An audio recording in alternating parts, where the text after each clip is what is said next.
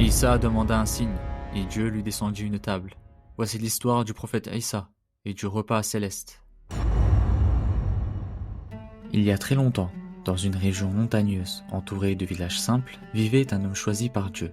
Il s'appelait Isa, fils de Mariam. Les gens le connaissaient pour sa sagesse, sa douceur et pour les miracles qu'il accomplissait. Par la volonté du Créateur, il guérissait les malades, redonnait la vue aux aveugles et rendait la santé aux lépreux.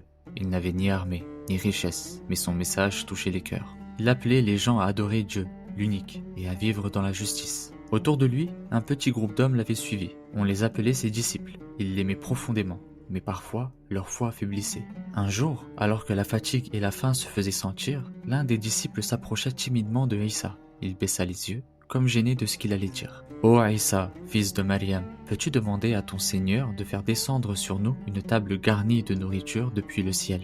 Isa le regarda avec sérieux. Il connaissait la fragilité du cœur humain, mais savait aussi que trop de doutes pouvaient devenir dangereux. « Craignez Dieu, répondit-il calmement. Ne soyez pas de ceux qui ne croient qu'en voyant. » Mais le disciple insista. D'autres vinrent à ses côtés, hochant la tête avec sincérité. « Nous croyons, dirent-ils, mais nous avons besoin de voir ce miracle de nos propres yeux, pour que nos cœurs soient rassurés, pour être plus forts dans notre foi, pour pouvoir témoigner et transmettre à ceux qui viendront après nous. » Devant cette demande insistante, Isa s'éloigna un moment. Il leva les mains vers le ciel et fit cette prière. « Ô Allah, fais descendre sur nous une table servie, qu'elle soit pour nous une fête, un signe de toi et une preuve de ta générosité.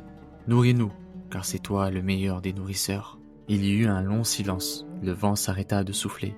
Puis une lumière douce apparut dans le ciel, et lentement une table descendit. Les disciples n'en croyaient pas leurs yeux. Sur cette table, il y avait des mets qu'ils n'avaient jamais vus, des plats aux couleurs éclatantes, des odeurs venues d'un autre monde. Tout semblait pur, apaisant, béni. Mais alors que la table se posait doucement devant eux, Isa ressentit dans son cœur une parole divine. Elle n'était pas criée, mais elle résonnait profondément, comme un avertissement venu d'en haut. « Je la fais descendre sur vous.